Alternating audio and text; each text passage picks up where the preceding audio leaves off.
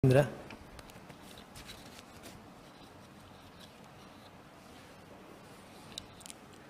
Terima kasih pimpinan. Assalamualaikum warahmatullahi wabarakatuh. Salam sejahtera untuk kita semua. Shalom, Om Swastiastu, Namo Buddhaya, salam kebajikan. Yang terhormat pimpinan sidang, pimpinan Komisi 10, para anggota Komisi 10 yang saya hormati, para narasumber yang berbahagia dan peserta RDPU Panja Kurikulum hari ini yang saya muliakan. Senang sekali pagi hari ini, di hari yang cerah ini, kita bisa berkumpul untuk membahas pendidikan Indonesia. Saya sengaja mengambil judul yang mungkin agak heboh, karena mungkin memang banyak yang tahu kalau gelar saya ini Prof, dari provokator. Tugasnya memang memprovokasi dunia pendidikan untuk menjadi lebih baik. Saya mengatakan gonta-ganti kurikulum itu nggak ada yang salah, tapi cuman pertanda kalau tidak waras saja kan gitu. Kenapa? Lanjut slide-nya. Yang menyampaikan ini bukan Indra Karismiaji tapi Albert Einstein. Albert Einstein mengatakan yang namanya ketidakwarasan itu adalah melakukan hal yang sama dan berulang-ulang tetapi mengharapkan hasil yang berbeda. Nah, nanti kita lihat kita ini bangsa yang waras atau tidak, kan? Lanjut. Nah, tahun 2018 yang lalu ada sebuah jurnal di Inggris yang namanya dibuat oleh lembaga namanya Center for Education Economics. Mereka membuat kajian tentang kondisi pendidikan Indonesia yang sudah puluhan tahun tidak berkembang, ya, stagnan, karena problemnya adalah komplasensi. Artinya masyarakat Indonesia itu menganggap urusan pendidikan itu baik-baik saja. Banyak kok anak Indonesia yang juara olimpiade di sini, di situ, nilainya bagus-bagus kan gitu. Jadi merasa kita nggak punya problem dengan dunia pendidikan. Nah, itulah kenapa orang seperti saya muncul sebagai provokator. Karena tugas yang bangunin orang lagi tidur lelap, padahal rumahnya kebakaran kan gitu. Itu kurang lebih tugas saya. Jadi mohon maaf kalau para anggota Komisi 10 yang terhormat sering saya ganggu, saya kirim rilis, saya kirim informasi, kesannya saya mengkritik Mendikbud terus kan gitu. Tapi tujuannya saya punya tugas untuk membangunkan orang-orang yang tidur karena rumahnya kebakaran. Kurang lebih itu yang saya lakukan. Sebelum ke sini masih balik dulu. Nah, yang kedua, dalam jurnal ini juga jelas disampaikan program-program pemerintah bidang pendidikan itu programnya itu saja. Mereka mengatakan BAUWMM, business as usual with more money. Jadi sebetulnya programnya sama, gonta-ganti namanya, uangnya ditambah terus. Sekali lagi yang ngomong bukan Indra Karismiaji tapi jurnal internasional kan begitu. Lanjut. Nah, ini kita bisa lihat apakah memang program pendidikan di negara kita ini penuh dengan inovasi atau ilusi inovasi. Contoh, sekarang yang namanya sekolah penggerak itu dianggap adalah sebuah inovasi yang luar biasa. Tapi sebelumnya ada sekolah rujukan. Sebelumnya ada rintisan sekolah bertaraf internasional. Sebelumnya ada sekolah inti yang intinya cuman mengambil sebagian kecil dari sekolah yang sudah baik, dikasih uang banyak-banyak kan begitu. Sekarang ada guru penggerak, sebelumnya ada guru inti, ada guru pembelajar, ya kan? Sekarang ada asesmen nasional. Dulu ada ujian nasional, zaman saya Eptanas, zaman ibu saya ujian negara. Tapi bisa kita bandingkan asesmen nasional, anggarannya itu 500 miliar, ujian nasional anggarannya 200 miliar kan. Jadi kan benar, business as usual with more money. Saya pernah bicara langsung dengan Kepala BSKAP Kemendikbud, saya mengatakan, kok anak kita tuh diukur terus kan begitu. Apakah memang nanti hasil asesmen nasional akan berbeda dengan PISA? Nah sekarang sudah muncul kan hasil asesmen nasional hanya mengkonfirmasi PISA. Jadi buat apa kita mengeluarkan uang rakyat 500 miliar untuk sebuah hasil yang kita sudah tahu hasilnya seperti apa. Nah sekarang khusus bicara kurikulum, kita muncul lagi sekarang kurma. Luarnya manis, dalamnya biji kan gitu.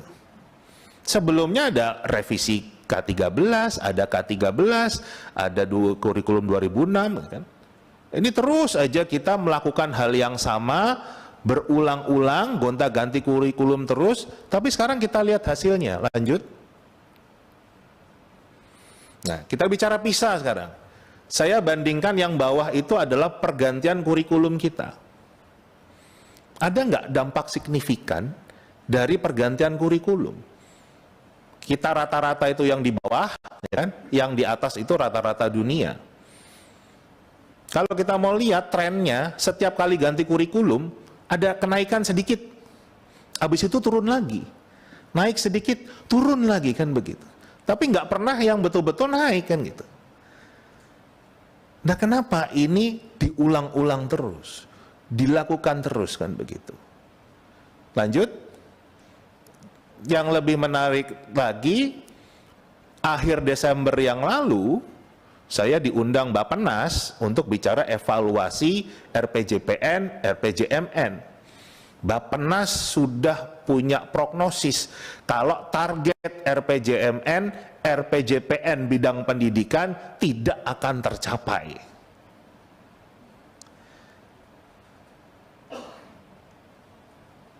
Tapi kenapa yang diambil justru malah ganti kurikulum kan begitu? Kenapa nggak menguatkan dari memang bagaimana kita meningkatkan literasi, numerasi, sains kan begitu. Ini Bappenas saja sudah mengatakan hasilnya begini Pak. Apa problemnya? Ya saya juga sampaikan problemnya ya tadi kita itu nggak waras kan gitu. Karena program yang kita lakukan itu saja menghabiskan uang rakyat tapi nggak pernah kelihatan hasilnya. Nah lanjut. Dalam paparan Mendikbud saat meluncurkan kurma ini, beliau menggunakan grafik yang sama yang tadi saya tunjukkan. Grafik skor PISA kita dari tahun 2000 sampai tahun 2018. Dan beliau mengatakan bahwa obat dari problematika literasi, numerasi, sains kita adalah kurma. Nah, ini yang kita semua bisa lihat, YouTube-nya masih ada bagaimana beliau menjelaskan itu. Lanjut, yang buat saya sebagai seorang pemerhati pendidikan sekaligus praktisi pendidikan bingung. Kenapa? Karena dalam rekomendasi OECD nggak ada satupun yang menyebutkan oh untuk membenahi literasi, numerasi, sainsnya anak Indonesia perlu ganti kurikulum. Nggak ada satupun. Nggak ada yang menyebutkan perlu ganti asesmen dari ujian nasional ke asesmen nasional. Tidak ada rekomendasi itu. Bahkan kebetulan juga saya mohon izin sudah memberikan rekomendasi OECD itu ke Sekretariat Komisi 10 untuk bahan referensi. Jadi bisa diperhatikan betul apa rekomendasi mereka. Ya. Dikatakan, ini kan tahun 2018 ya terakhir, dikatakan kurikulum Indonesia baru. Ini tahun 2018 nih. Masih baru, pastikan kalau guru-guru itu punya pelatihan yang baik, memahami kurikulum yang baru. Masa 2022, PISA yang berikutnya kita udah ganti kurikulum lagi kan? Nah, ini menjawab pertanyaan dari Komisi 10, saya ditanya, bagaimana pandangan Anda terhadap konsep dan perencanaan penerapan kurikulum Merdeka ini, Kurma ini. Analoginya begini Bapak Ibu sekalian yang terhormat.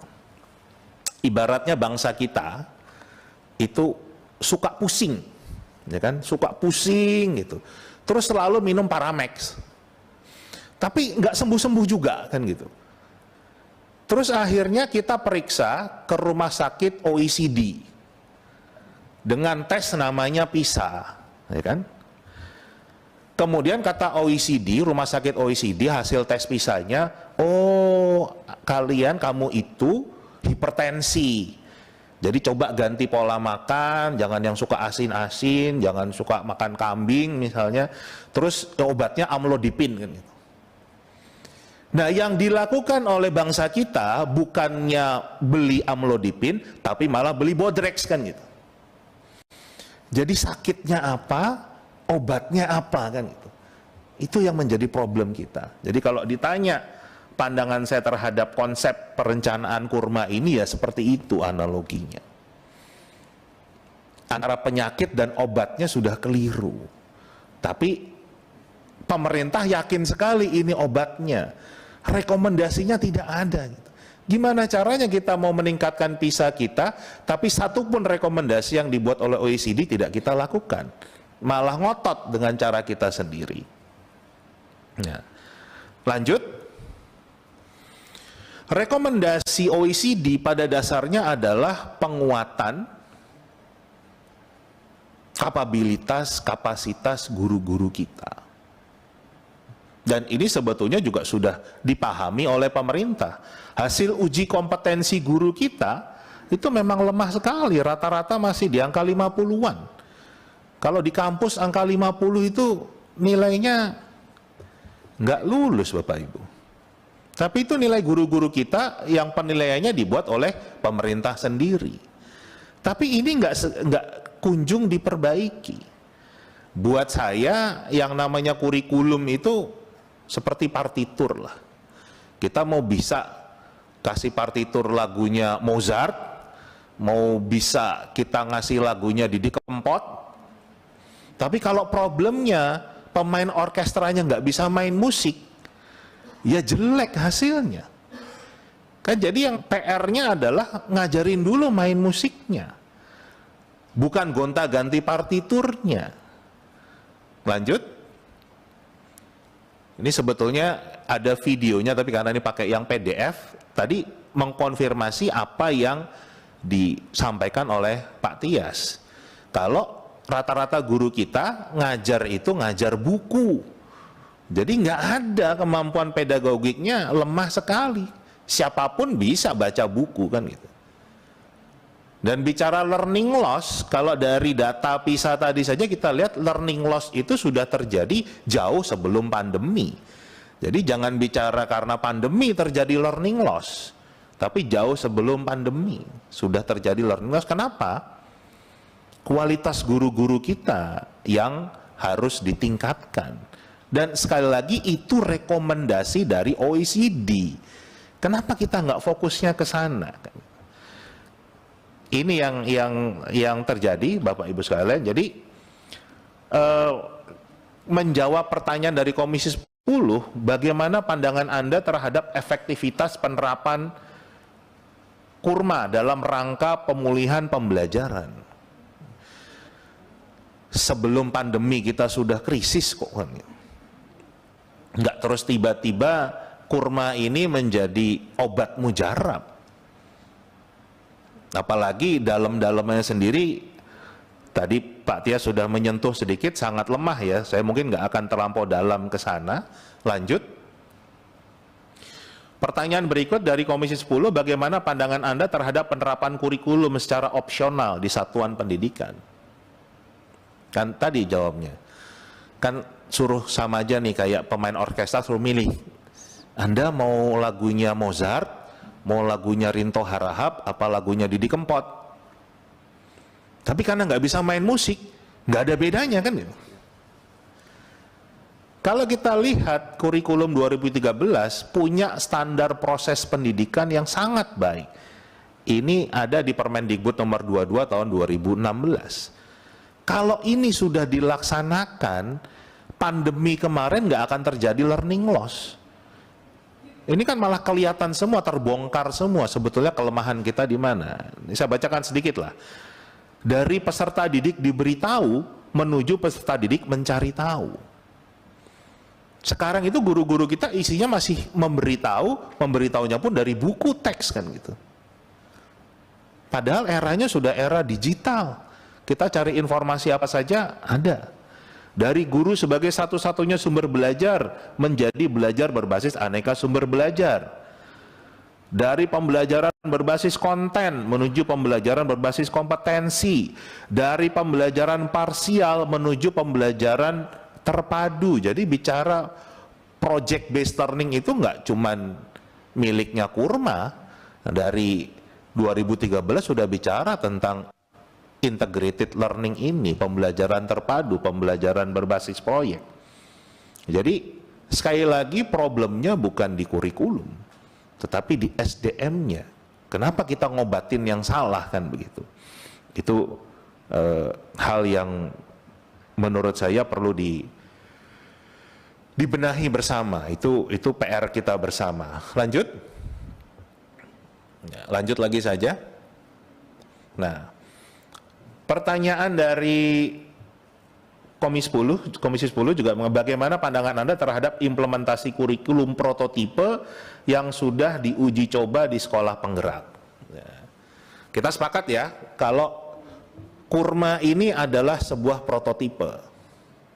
Pertanyaan saya, kalau ada vaksin COVID prototipe, boleh nggak kita suntikan ke masyarakat?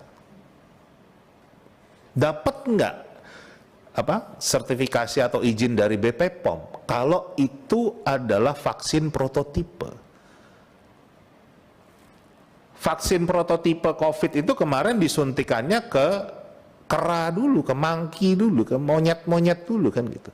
Baru dicoba ke manusia, itu pun juga nggak jutaan manusia. Ada tukang las dari Sulawesi yang bikin prototipe helikopter, bisa terbang helikopternya. Tapi bakal dapat sertifikat dari FAA nggak? Dari Kemenhub nggak untuk jadi helikopter yang dipakai? Enggak.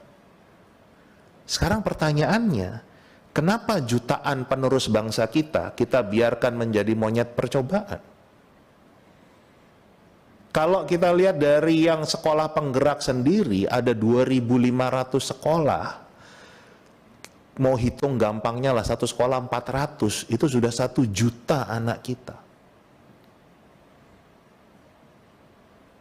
Vaksin COVID kemarin nggak sampai 1 juta dicobain sama orang kan gitu. Jadi kenapa produk yang belum matang, belum jadi, tapi anak-anak kita paksa mengkonsumsinya? Apa dasarnya? Yang matang dulu saja masih banyak perdebatan, buktinya masih banyak orang yang nggak mau divaksin kan sekarang. Itu produk yang matang.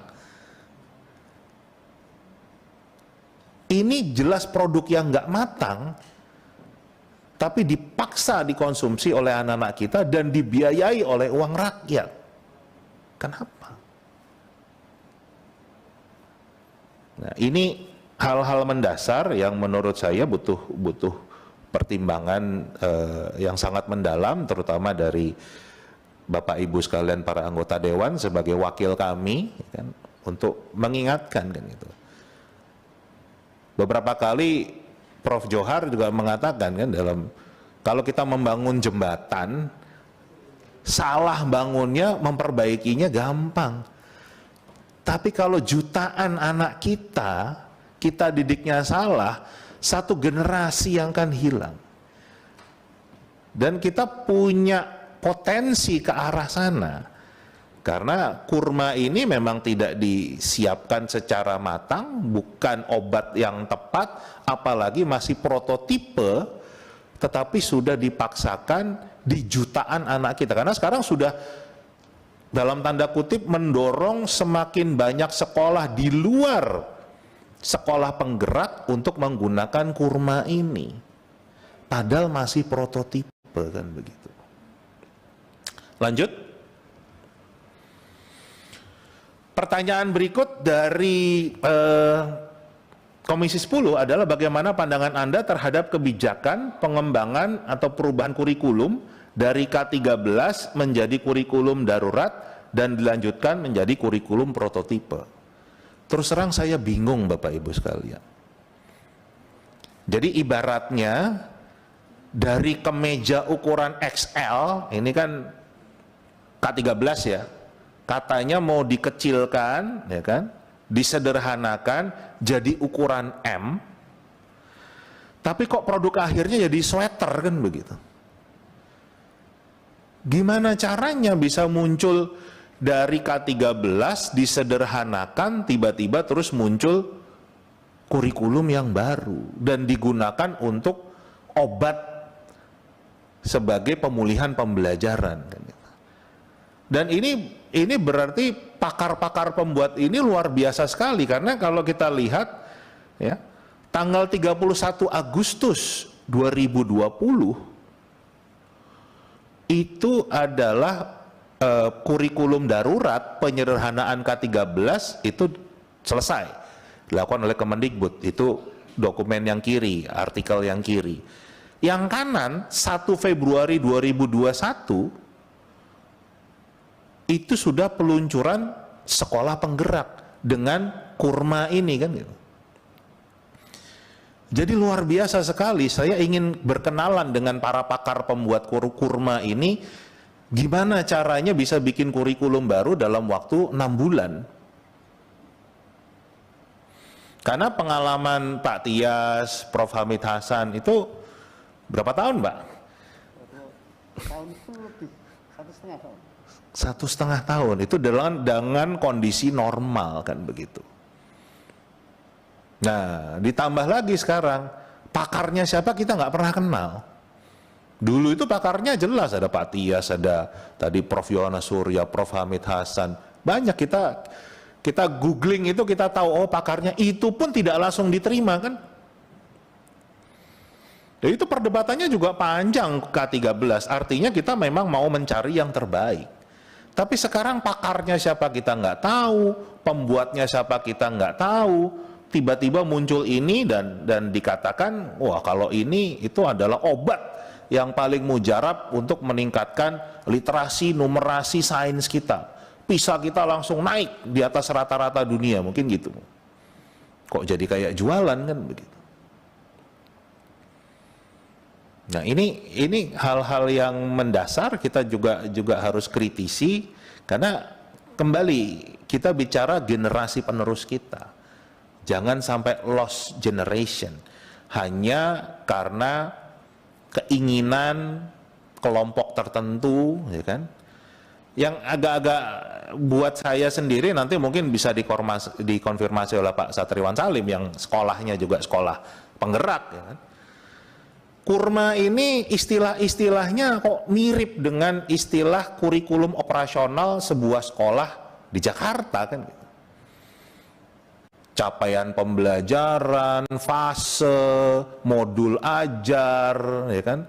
Tujuan pembelajaran kok mirip gitu loh. Mirip dengan sebuah sekolah di DKI Jakarta kan gitu.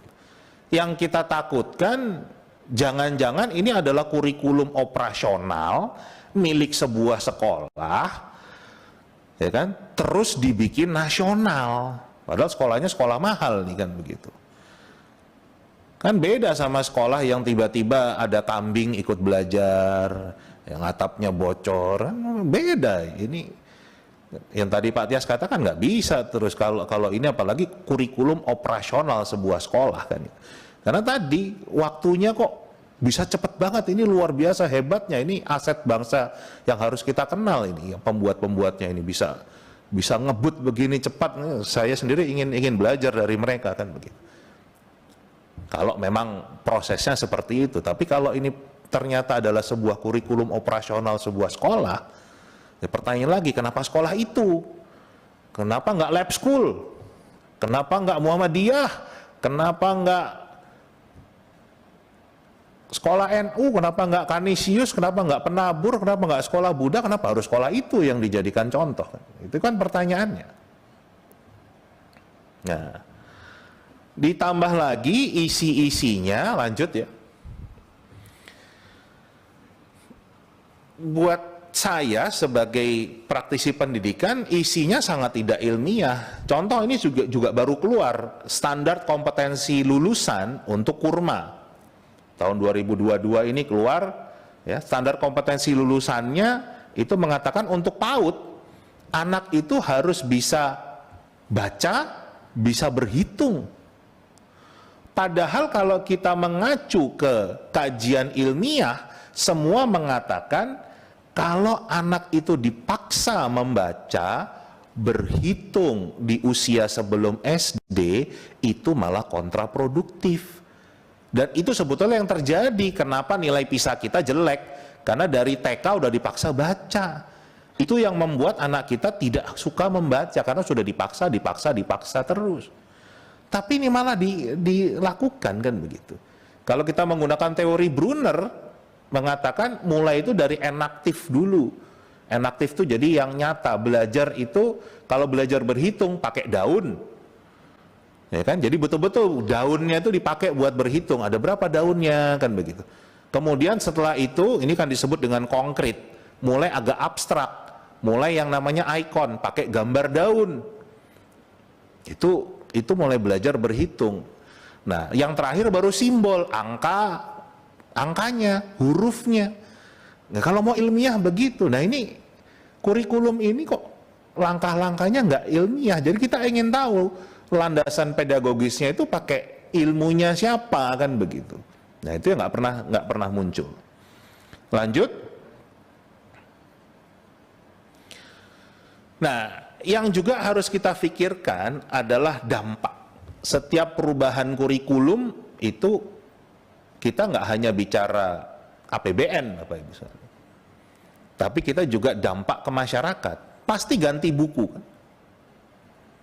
Ini kondisi kita bukan dalam kondisi ekonomi yang baik-baik. Kalau ekonomi baik-baik, di depan ini nggak ramai hari ini kan gitu. Nah, kenapa kita malah mendorong? Ini udah mulai banyak yang jualan buku kan gitu. Mulai banyak yang jualan pelatihan, ya kan? Nah, nanti malah yang kalau benar tadi yang saya sampaikan, jangan-jangan yang mengonsep kurma ini yang jualan buku sama jualan pelatihan kan gitu. Karena ini dari pihak swasta kan gitu. Itu yang kita takutkan kan, jangan sampai seperti itu. Nah, terakhir rekomendasi saya, satu, kita harus ingat setiap kebijakan bidang pendidikan harus bermuara pada mencerdaskan kehidupan bangsa. Data yang saya tunjukkan tadi, gonta-ganti kurikulum tidak mencerdaskan kehidupan bangsa. Buktinya ada kok, faktanya ada kok. Kenapa ini dilakukan terus-menerus? Yang kedua, kalau kita mau meningkatkan skor PISA kita, ya kan? Ya ikuti rekomendasi OECD dulu kan gitu. Kita udah periksa ke dokter, ke rumah sakit, sama dokter dikasih obat ini. Kok ya masih ngeyel kan gitu, tapi bilang kita mau jadi baik. Kan lucu. Minimal harus kita coba dulu. Jangan melakukan hal yang sama berulang-ulang tapi mengharapkan hasil yang berbeda.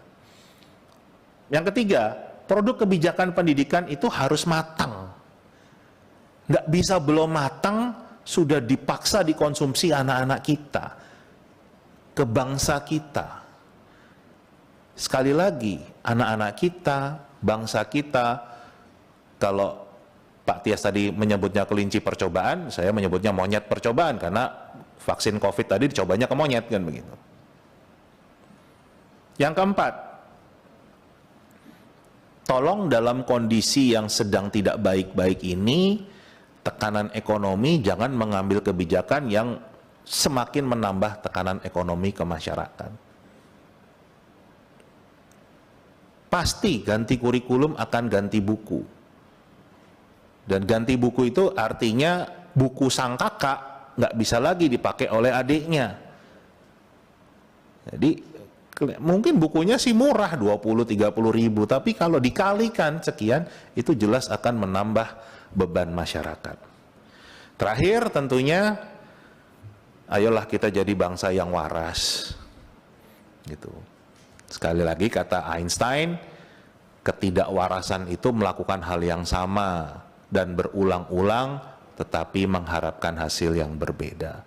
Jadi kalau kita ingin hasil pendidikan kita lebih baik, ya jangan kita hanya gonta-ganti nama program, tapi isinya itu-itu saja. Mungkin sekian dari saya. Mohon maaf jika banyak hal yang saya sampaikan kurang berkenan, saya modelnya bicara memang seperti ini. Terima kasih. Wassalamualaikum warahmatullahi wabarakatuh. Om Santi Santi.